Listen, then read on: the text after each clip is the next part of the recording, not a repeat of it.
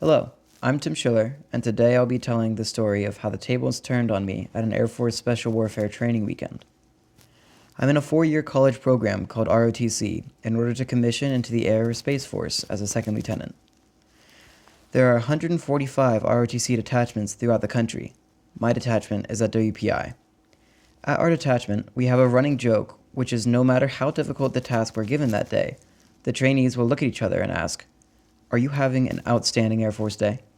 To which the only correct response is, "Sir, I'm having an outstanding Air Force day."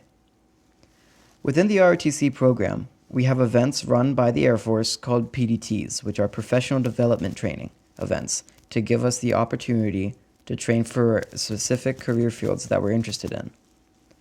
This past April, our detachment was given the opportunity to go out to RPI in Troy, New York, to train with the Air Force Special Forces there. I went with another trainee, Cadet McKevitt, who is now a college senior at my detachment at WPI, and we are both interested in the same special warfare job. We're both working towards becoming combat rescue officers, special warfare operators who are deployed with the Marine Corps and Army to conduct special aquatic operations and extractions for the Air Force on behalf of the United States. As you can imagine, combat rescue officers have to complete intense training both mentally and physically.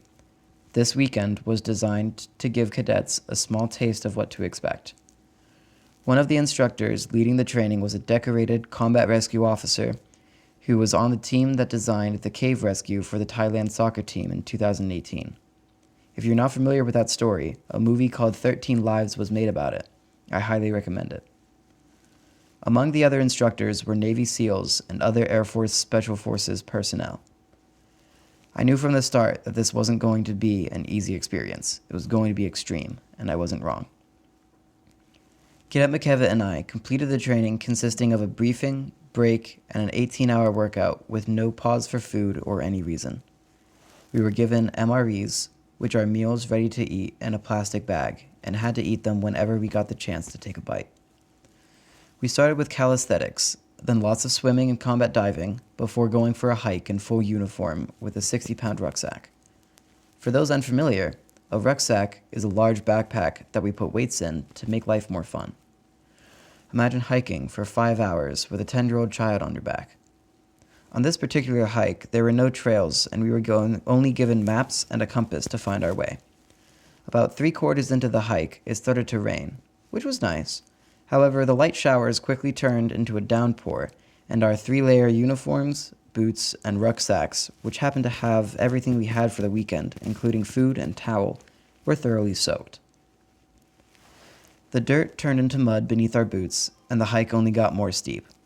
As we were passing along a mild forest ridgeline, I was behind Cadet McKevitt when he lost his footing and fell hard, covering a large amount of his uniform in mud. His rucksack seemed to drag him down, and he was holding onto a small root while we tried to help him back to his feet.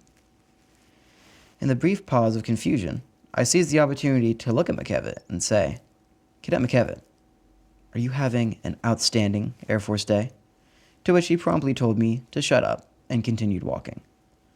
Later that night, all 60 cadets were sleeping on the floor of a large gymnasium when a few trainees got sick, and I was part of that special group.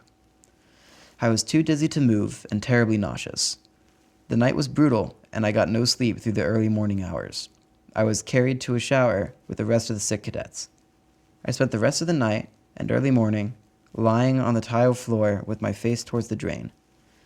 In the morning, I was at my worst when a perfectly healthy and refreshed Cadet McKevitt came to check up on me, or so I thought. He entered the room, looked over at me on the floor, smiled, and said, "Hey Schiller, are you having an outstanding Air Force day?" I was too weak to respond, so I simply grunted and gave him a small grin. The tables had certainly turned.